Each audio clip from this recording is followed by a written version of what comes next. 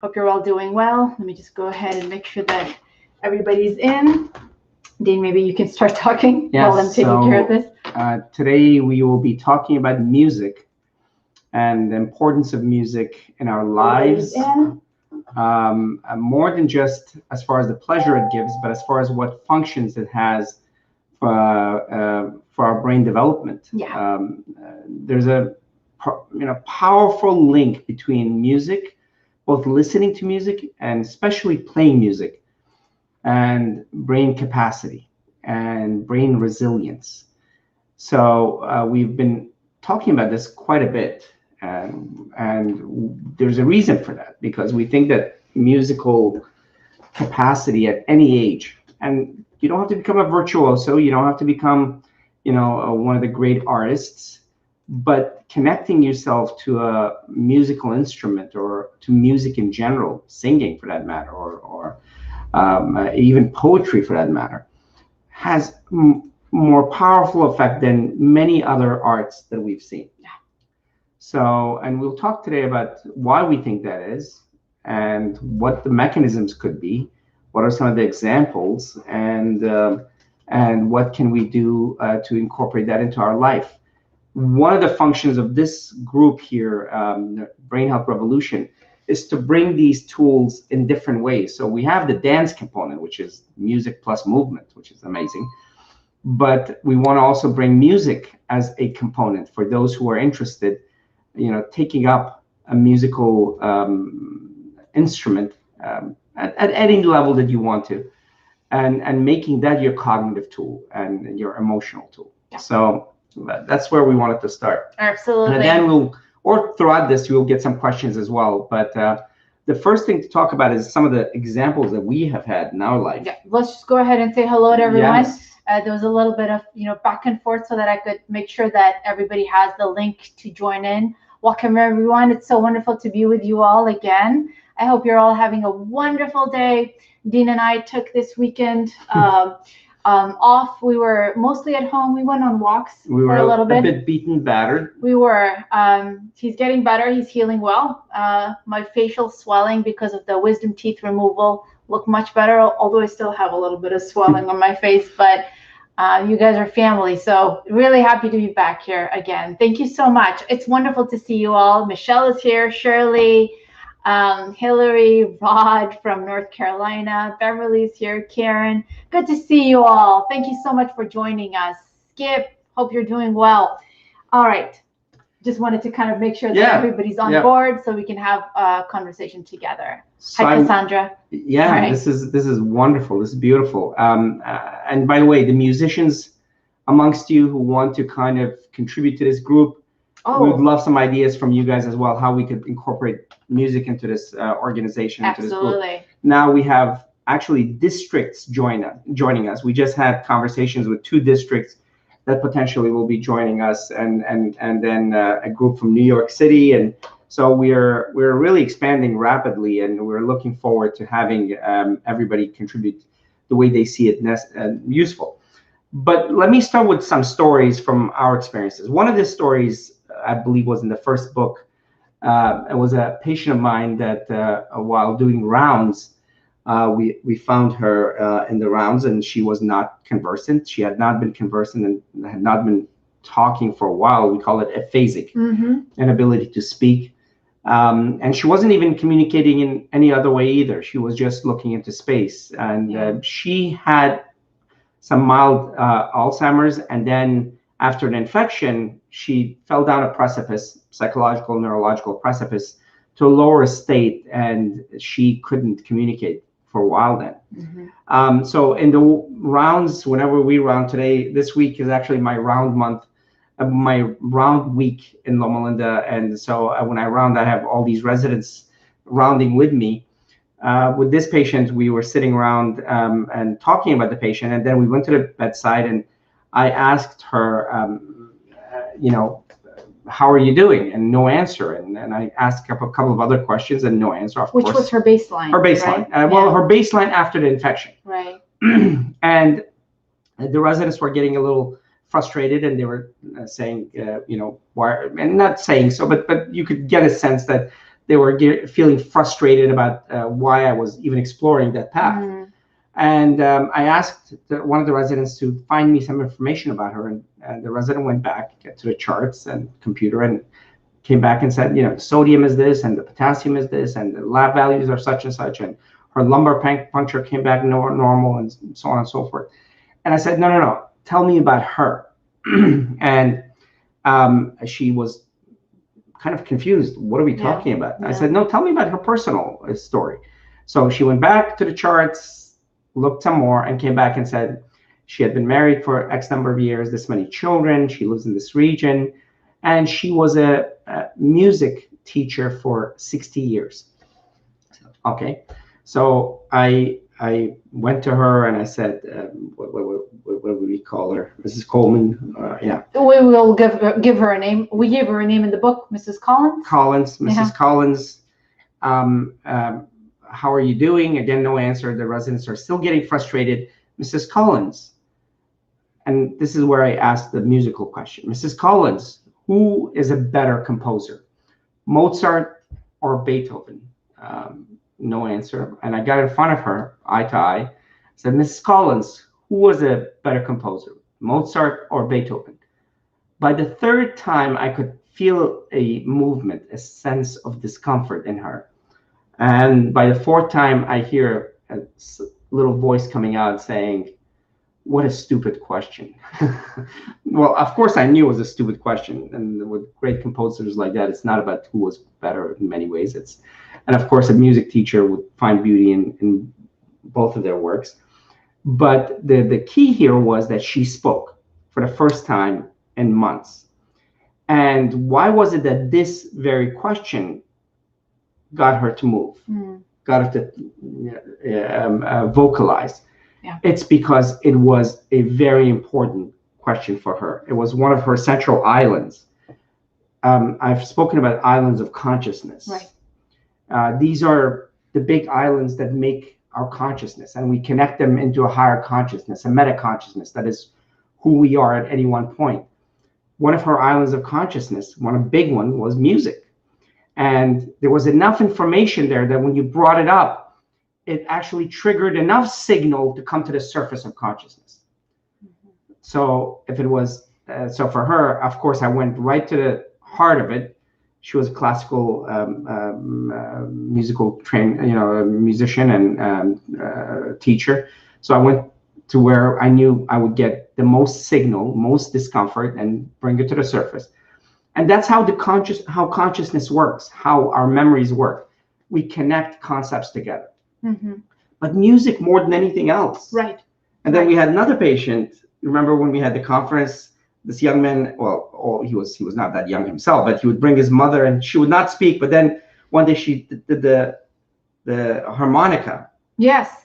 No, there are multiple cases of people, and our patients specifically, who had profound neurological diseases, specifically dementia, or inability to speak, or inability to process information. But through music and through rhythm, they were able to connect to their environment. The particular example that Dean was giving was a patient of ours who had very advanced dementia and was not able to speak and was not able to take care of her activities of daily living. But she was a harmonica player at some point in her life, in her 20s or 30s. And, she was in her late 80s when we saw her. German folk harmonica. That's right. That's a particular. German folk harmonica. And so Dean, of course, probing, found out that she used to play the harmonica and recommended that her son get her that particular type of harmonica. And, she started recognizing it initially, and after a couple of weeks, she started playing it. And this wonderful lady, she was able to play some of the old songs that she could remember, and through those songs, she was able to verbalize very little. Yes. Stories from the past. She was able to recognize her son in that story, so she interacted with her son more, and it was fascinating how through music and through the introduction of this one element that had been a part of her life, she started connecting the dots and interacting with her environment again. It was amazing. And just like that, a lot of other stories. I'm a stroke neurologist, so when I'm in the wards, I work with a lot of patients who've had aphasia, or inability to speak, inability to put words together. There's a particular part of the brain, especially the left side of the brain. For most of us, language resides in the left side of our brain, where we have what we call aphasias.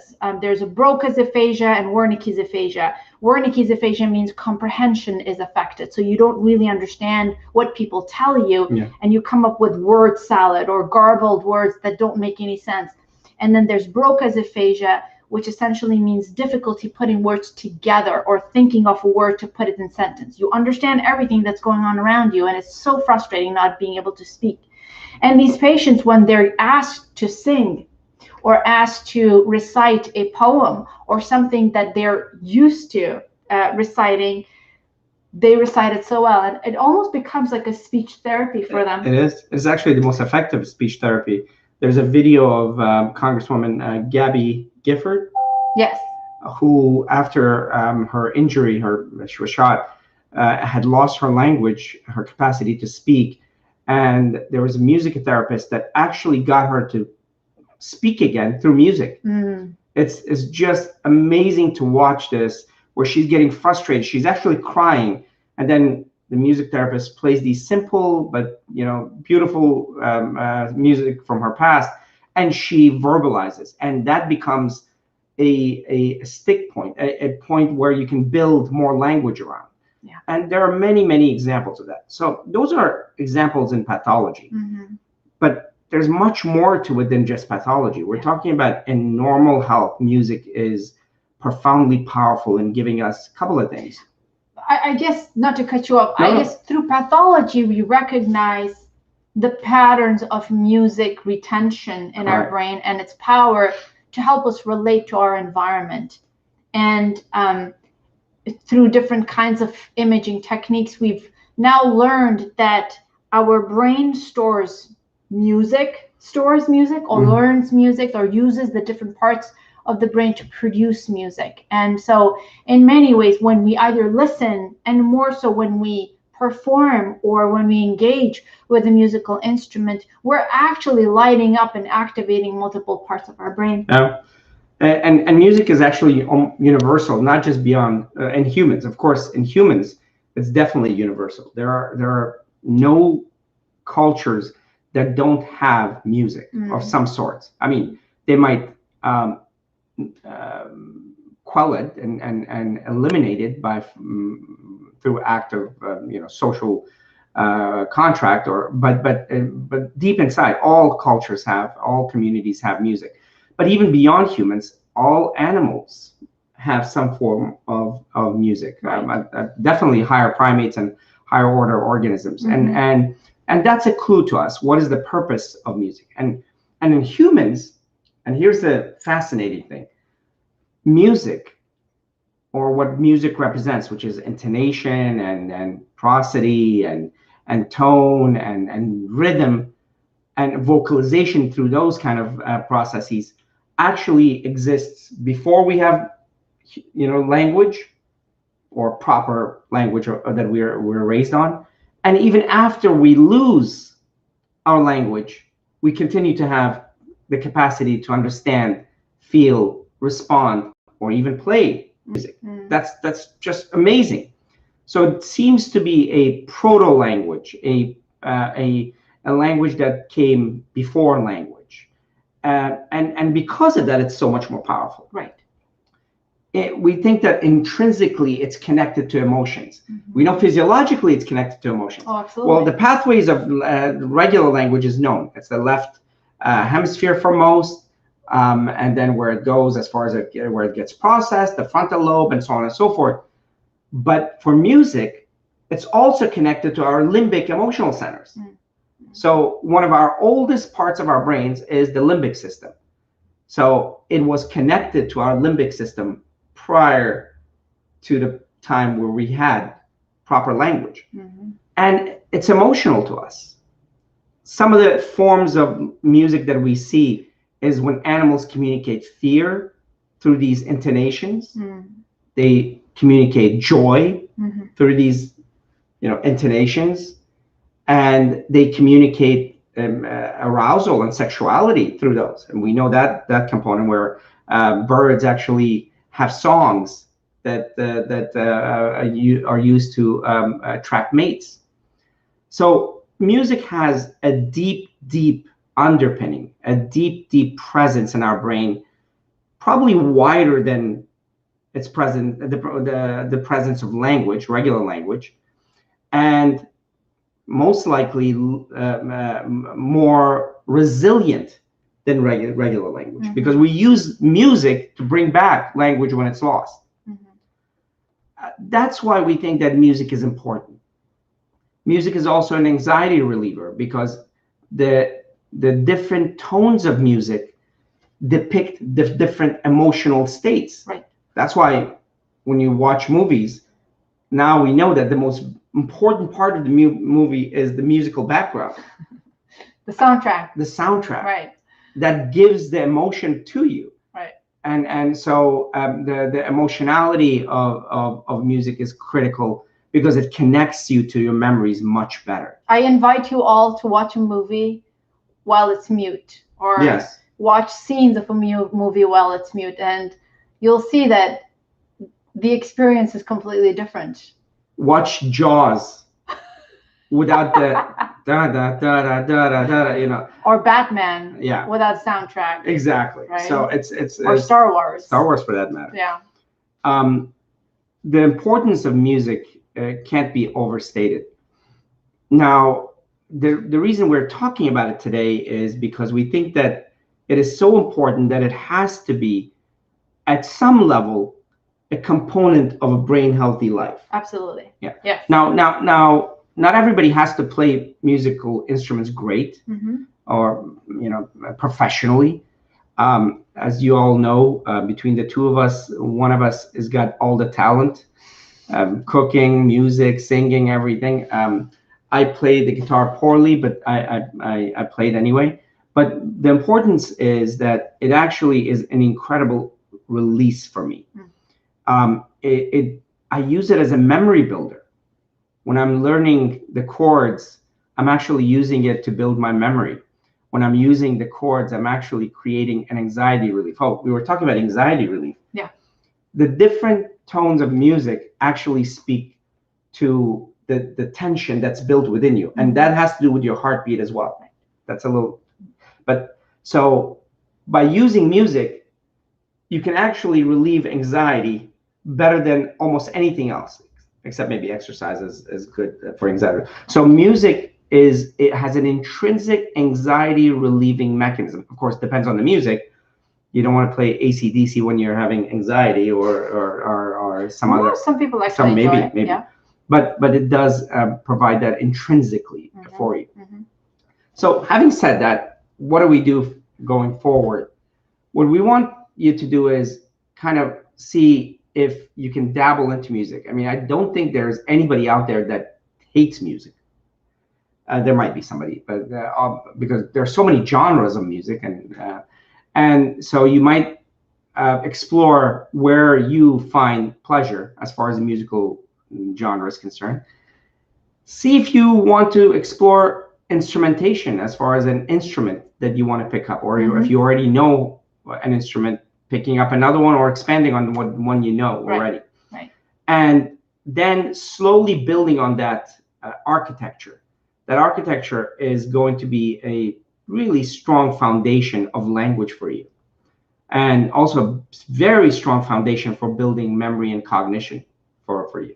Now, I know for a fact that not everybody can pick up an instrument. Right. But voice is an instrument. Aisha has an amazing voice, as she sings all the time. So voice is an instrument. Picking up singing as a tool, picking up poetry or reading poetry is a tool, because there's the intonation in that. Yeah. So I want you to kind of start seeing if you can focus on music as a tool for you. I mean, some of you might decide that that's not your tool, but I want you to explore that venue. Absolutely. Yeah. So the question, the fact that you brought up, Is there a difference between listening to music and playing music? Does the brain benefit from both of these, and how much? Is one more than the other?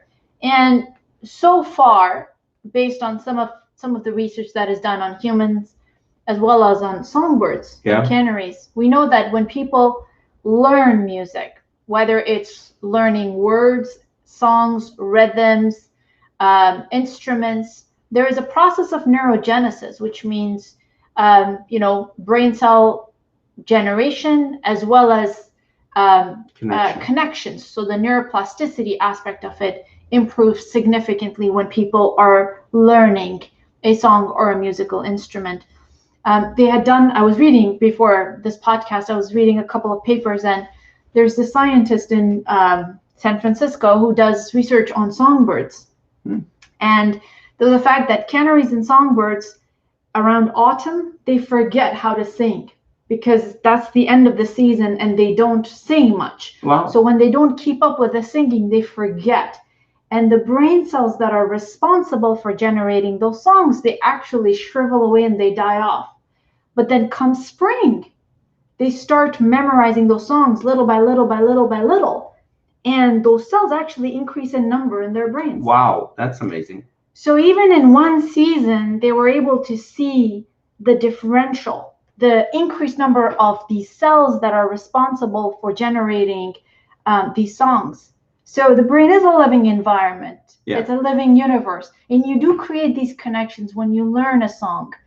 And something that is so deep rooted in us, that is a part of our, shall I say, DNA? Yeah.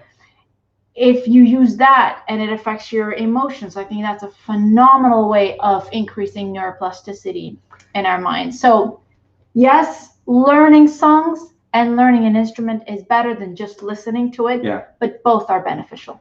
And when they looked at children who played musical instruments, they had studies where they looked at their brain function through tools such as fMRIs, PET scans,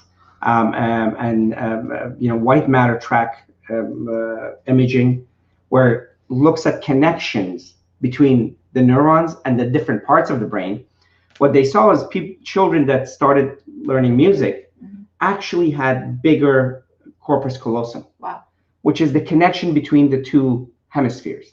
Much bigger corpus callosum. So that meant that they actually transmitted information better. They actually processed information better. They were more coordinated.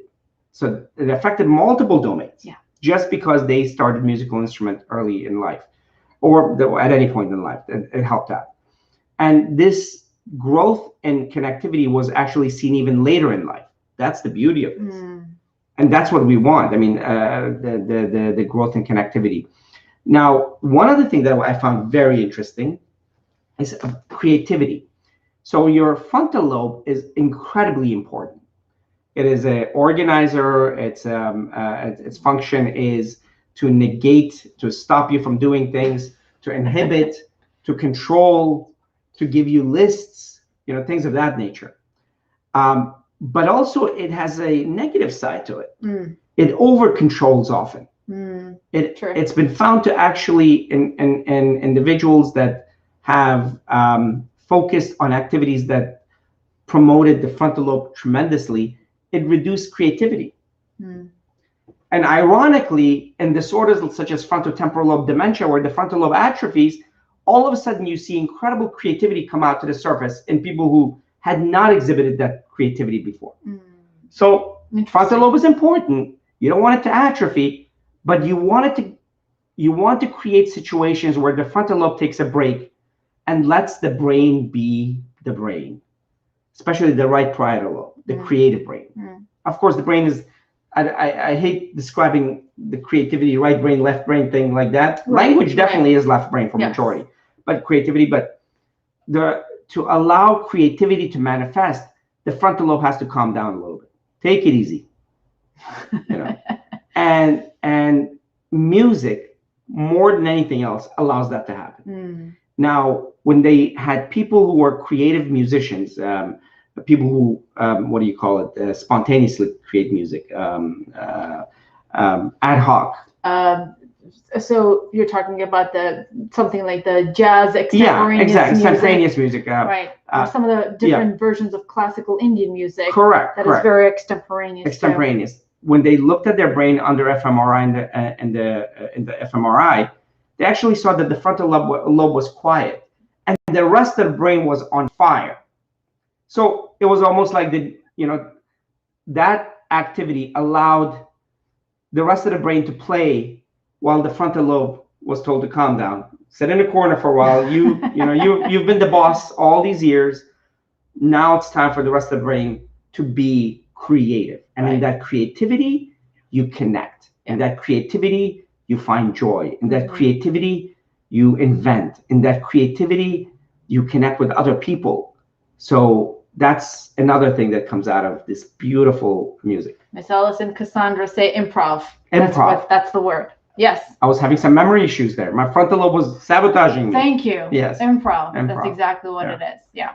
So improvisation, exactly. So that's why music can be incredibly helpful. So can we safely say that musicians or people who listen to music and perform have a more hyper-developed brain compared to those who are not musicians? Hyper-developed, I mean, if you have a physicist who's developed their brain around physics, they probably have a hyper-developed. Whoever challenges the brain around anything has a hyper-developed brain around that thing. But a musician's brain is probably more open and more creative than most other fields, because most other fields, in order to be good at it, you have to become quite myopic. Right. In medicine, sadly, for a great many, there isn't much thinking. There's a lot of memorization. So memory centers are great, except when you're trying to think of the word improv. but all in all, memory is pretty good. But creativity is not so much. In other fields, it's a lot of creativity, but in music, it's at the core of it. Yeah. And it actively quiets down the frontal lobe to let the brain be creative, be innovative, and that's what's so beautiful about it. What have you read about rhythm only? There are multiple cultures and individuals who are drawn to rhythm. So clapping, drums, percussion instruments, and especially when it's done in a group setting, this feeling of harmony and bonding that is created when people follow the same rhythm over and over again. What are your experiences on that? Because I know you've had experiences. I just want to stage this question to you because I want you to share it with everyone. I've had experience of group bonding. no, I have no, but I know where you're going with this, because this is something I really love. The idea that this is related to your heart rate.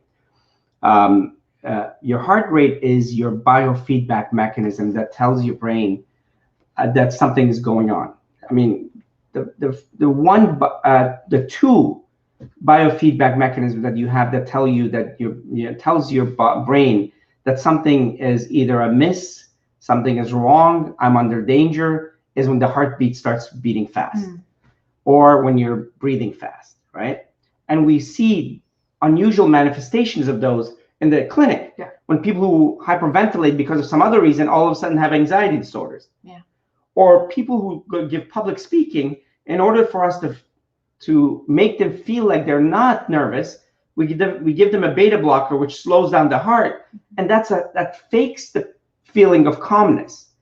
But that's how important that primordial biofeedback mechanism, which is pulse and breath, is. Now, both dance and music is connected to that primordial. Right. Music, especially the beat, the beat is related to that. When there's a high pitch, like a scream, it's related to that. In fact, they've shown that in soul music, the part where, let's say, Aretha Franklin or something, goes really high, to the highest pitch.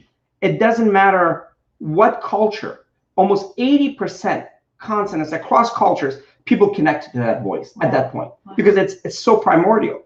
The scream? The scream.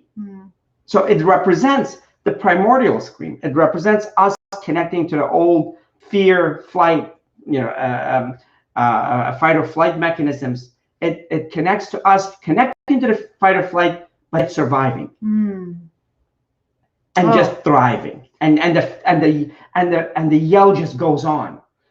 That free, sorry about that, I can't yell. That free flowing yell is a representation of that freedom. So the fear and the yell is a representation of our emotions, our fear. Yes. And at the end, when there's no outcome of that fear, there's no fear itself. It's almost like a release, isn't it? I call it threat averted. Comedy is threat averted. Dance is threat averted. I hope nobody steals this, but I got it. Yeah. Music is threat averted. In fact, a lot of music, they have to create a dissonance, a discomfort, and then release it. They have to create a silence or build up to something and then release it. I was actually reading an article a while ago, and especially when it comes to modern music, because everything is digital. Yes. Right? So everything is digital. The voice and the beat and the instruments can really be tweaked in a way where everything is aligned properly. Perfectly. So there's this perfect alignment of the different elements of a song or a music actually doesn't create this minor discomfort. Yes. Or the anticipation. And so they were saying that there are some music producers who artificially have to create very, very minor dissonance in the song where, say, for example, the musical instrument and the voice are misaligned a little bit. And that creates this dissonance and that anticipation. And the listener actually listens more carefully. Absolutely. Because they keep on expecting something to follow.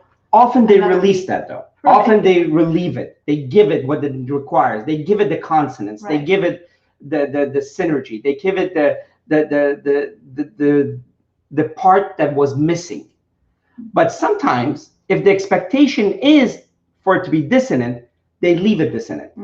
And but then the audience has to. We're going somewhere else with all this, but it's okay. But we're going into a semiology mechanism of music and dance, But that's where music is. Music is at its core, at the very center of our sympathetic parasympathetic system. At the very center, especially with the beat. When the beat component is definitely speaking to that heartbeat, to that rhythm, to that, especially if you speed it up to 120, 130, 140, you're without knowing so, you're actually running away. You're chasing or you're running away. If it's in a group, it's chasing. You're the hunter. If it's in or whatever your interpretation, you're actually running away. Those are all primordial systems that you can build on. You can release. You can create emotional bonds. You can create emotional moments. You can create memories. So why are we doing all this? It's actually about building cognition and memory. Memories are better retained when they're emotionally bound. We use the word ACE, A for attend or pay attention. C is for connect, which is connected to something else you know already long term, and E is emotionally connected. ACE. ACE. Yeah, when you emotionally connect things, which music is, it's much more likely to be memorized. Absolutely. So are you saying that it would be better for people to memorize things if it's in the form of song? It's of course it is, but that's a talent to be learned. So when people first try it, they actually don't do well because then they have to do multitasking. They have to do two things. If they're not good in musicians like me, that will create. But if they can do both, or if they can develop that, of course, it's going to significantly improve their memory. Right. That's as a tool. Right. But aside from that little quirk, music in itself has joy in it, has threat aversion and pleasure building in it, has the core elements of language in it, and it has brain building capacity in it. That's why music. Absolutely. Beautiful. Do we have any questions? All right, so I'm going to go ahead and read some of the questions from our lovely community. Lots of love to you and I. We love you guys. Thank you so much. I'm going to skip to some of the questions that are related to music because that's the topic of the day. So nice to have everyone with us. All right. Kay Keith says, what about those of us who do not sing or play an instrument and never have at 81? I do appreciate music. Yes, then listening. Yeah. Listening and recalling, listening and humming with it. Right. You know, or tapping with it. Yeah, tapping with it. But pick a piece of music that you like and see if you can keep the beat with it. Absolutely. And then turn it off and see if you can remember keeping the beat without it. Yeah. And that's where I am right now with the guitar. So don't worry, you're not alone, Kate. Caroline Hasty says, is there a big difference in benefit between just listening to music and actually playing a musical instrument? There appears to be more benefit from playing the musical instrument, but listening to it is incredible anyway. Absolutely. As well. But playing an instrument, and by the way, I'm saying by musical instrument, I mean voice as well, seems to be more beneficial. Debbie says, can I just sing along? Absolutely. Yes. Absolutely. All my life was singing along. Yes, absolutely. Yeah, we sing along too. And I think when you sing along, that in itself is, you know, the person singing, the main singer, just provides some guidance, but you're doing a great job remembering the words and keeping up with the rhythm, and I think that's wonderful. You know, one thing we could do is pick a song and you could actually sing it, and the audience, our family here, can sing along with you. We should do a karaoke night sometime. Yeah, we'll do that. Yeah, I think that would be great. All right, Louis says, don't forget clapping. Much of Spanish and African music is clapping rhythms. I love to clap. I fully agree. Absolutely. We talked about the importance of keeping the rhythm. And that is definitely very important and beneficial. Debbie says, I can clap. That's great. Cassandra says, I wish that parents and teachers understood that there's value to kids learning music, even if not reaching proficiency.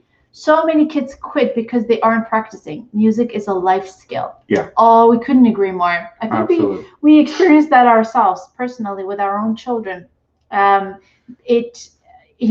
Allowing them not to be too rigid and allowing them to be creative in the realm of music has opened up so many doors for them. And it has translated in creativity in other aspects as well. Fearlessness, because now that they play music and they're creating their own music, now they think they can create other things as well. In fact, I think the reason that they started writing books was because of music. Absolutely. Remember the first conversation? Yeah. So important. You're absolutely right. All right. Somebody said we're getting visually fuzzy. I hope we're not fuzzy anymore and you can see us. All right. Jean says, I'm a NCTM, Nationally Certified Teacher of Music. Wow. That's amazing. It's my Alzheimer's prevention job. Jean, you're hired. We need you in this group. That's Absolutely. incredible. That's incredible. We should definitely have more conversations about that. That's wonderful. Oh, and absolutely, yes. Prevention of whether it's disease or even promotion of brain capacity. You're the person. All right. What about karaoke? Carol asks. Lovely. Absolutely. So in every activity, just a little sidebar, you want to eliminate the unnecessary impediments. Mm-hmm. A lot of times we don't do things because of the unnecessary impediments. I need to work out, and in my mind, working out, not me, but let's say hypothetically, it means I have to go to the gym and I have to drive there, I have to have the right clothes and all that. Why? Get rid of all that. Your gym is in your house. There it is. All the impediments were removed. For music, I have to find the music. I have to, karaoke does all of that. You have the background music. You have the notes in front of you. Now, the thing that's important, which is singing along and maybe even memorizing and then keeping the tone and the beat and everything, that's important. So karaoke is fantastic. Absolutely. And it pushes people to memorize a song too. Perfect. So maybe just do the karaoke with your eyes closed and just listening to the music instead of reading the words. Exactly. All right. Caroline said, that's it. I'm going to learn to play the piano that sits in my lounge. That's awesome. Great. Keep one it up. song. Remember, just one song. Small victories, small incremental successes. 5 notes from one song, and then 10 notes, then 20 notes. The whole purpose of this group is making sure that we make whatever goals we set, they're achievable goals. They're part of a system in your life, not just a goal by itself. That's from now on, every morning when I get up, I'm going to play the piano 10 minutes. Let's say that's a system. Yeah. That's not so yeah, absolutely. And it should be a habit, no matter what's going on, no matter what you're going through. 10 minutes of piano should be a part of your regimen, just like brushing your teeth is. In the middle of everything, with an arm like this, Dean actually has his guitar right next to him. I do. Yeah, it's pretty tall. Ironically, I haven't gotten any better, but no, but it's important though. Right. Yeah. We have the piano there, and I just promised myself that I'm going to learn a song, and I'm working on a song. By the way, there are keyboards out there that are small, and they have music stored in them where the keyboards light up. So that's another step where you can actually play press the button, some Fare-Elise or something, and then the keyboard lights up, and then you have to memorize or remember how to play it. That's beautiful. And that was Marilyn's question. She's 68. She says she studied piano for 5 years as a child. She hasn't played in years. Would an electronic keyboard be as beneficial as a completely new instrument? I couldn't improvise, but was good at reading. Absolutely. Yeah. Absolutely. Yeah, absolutely. I'm looking forward to you actually starting to play that electronic keyboard. Kathy says, I just started taking piano lessons from an app called Flowkey, and I'm enjoying it. Yeah, Flowkey is really good. I'm actually, I've used it before. Yeah. It's that little flow, like lines that come down. I remember we used to do that with Alex at age 2.5. Yeah. Where on TV the lines would come and he would have to press the keys. That really helped him. It really did. Visually made him understand where the keys are rather than just relying on notes. Okay. It's easier to remember something musically for me, Karen says. I learn better that way. It is actually for everybody. Mm-hmm. So even people who think it's not because they haven't done it, it's because of the dissonance that we've created. And once you get past that dissonance, musically learning things actually is a lot easier. So yeah. Yeah, wonderful. Bonnie's here. Bonnie says, hi, Bonnie.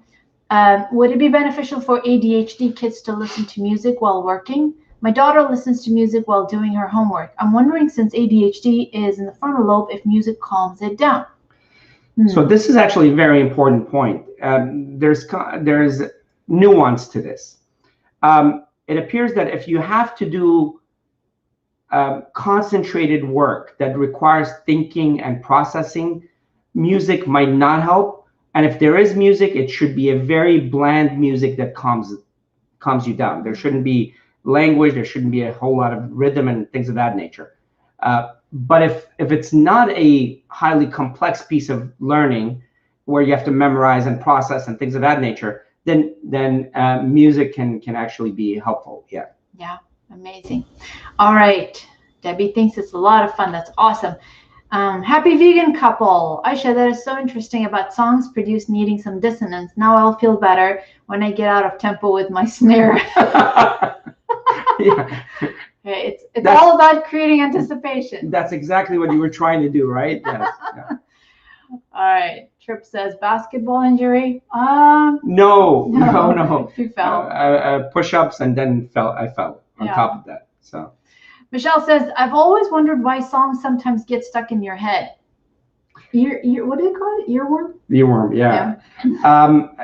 Many reasons. There seems to be an element of that song that's connected to a memory in the past that now is stuck, and you can't get that kite out of your hand. It just keeps floating in the air. So it has to do something with with the connection to the past.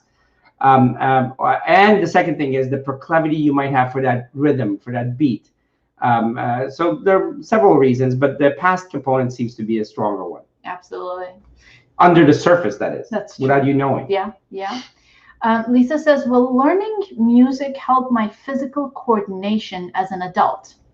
So for people who are not very coordinated. Yeah. So of course it's going to help you with coordination with upper extremity because you're using musical instruments with your fingers, or if it's keyboard or guitar or whatever it is. If you're a drummer. Yeah. or music and dance. Yeah. We haven't spoken about dance here, but learning to dance is an incredible endeavor. That's both aerobic exercise, rhythm, balance, stretching, memory, all of those things. That's why when we do the once a month session, dance for your memory with Lydia, it's so important, because learning to dance is pretty powerful at so many levels, including the physical component. So that will definitely improve your balance, your rhythm, your flexibility, and everything else as well. Absolutely. Len says, I will sometimes fall asleep to classical music, but cannot if there are words to the song. I want to sing the words in my mind, and it keeps me awake. This speaks to white noise for sleep. So we always say that if you need white noise because you have running thoughts, sometimes white noise helps, but music does not. Well, at least music with words, or complex music, or music that's got tension in it, or music that has, these changing rhythms, because the brain recognizes that change, that delta, and thinks it's a threat. Yeah, if you're using a monotonous, monosyllabic tone, then the brain sees no threat. It's one tone, it's white noise, that's fine. But if it's anything more than that, the brain sees change, and change during sleep means threat, and it's not going to be able to sleep well. Yeah. But I guess it also depends on your history and your choices of music.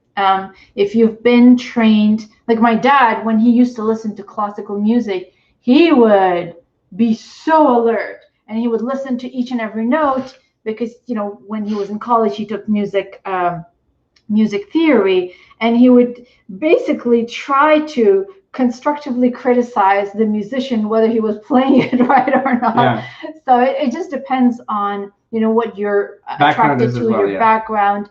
But I agree with you. I mean, songs that have meaning, that are connected to your purpose, that are connected to your vision and mission in life, they tend to keep you more engaged and more aware, rather than music that you don't quite understand, or you've always associated it with comfort and relaxation. Yeah, but you would agree that Carmina Burana, that's not going to let you sleep. Carmina Burana will not let you sleep. Yes. No, it will raise your blood pressure and your heart rate. Yes. Well, that's basically our talk on sleep. Yeah. On sleep, on music. On music. So we think it's a very critical, pivotal component of life in general, but especially memory, cognition, thinking, creativity, and if you add dance to it, it also exercise, aerobic, and everything else. Absolutely. Don't feel bad if you don't have any not at all talent. I don't. No, I mean, if you're not used to it, everybody has talent, I think. Yeah. But if you're not used to it, thank you. But introducing it, saved you there. I know. But introducing it into your lives is very important for building capacity, for increasing your focus and attention, for increasing your processing speed. I think it's very, very important. In any case, that's it for us today. Wonderful hanging out with you all. Dean and I want to thank you from the bottom of our hearts for all the love that you're showing us. Oh my goodness, yeah. We've had a rough week, and we've been reading your messages, and honestly, it just feels wonderful to be part of this community. You truly are our chosen family, and it's wonderful to see you guys and hang out with you and read your lovely messages. All right, that's basically it. Anything else? No. Okay. No. Until next time, you guys have a wonderful night, and we will see you soon. If you have any questions, comments, please post it on the Brain and Health Revolution site, and we will address it shortly. Have a great night. Bye-bye.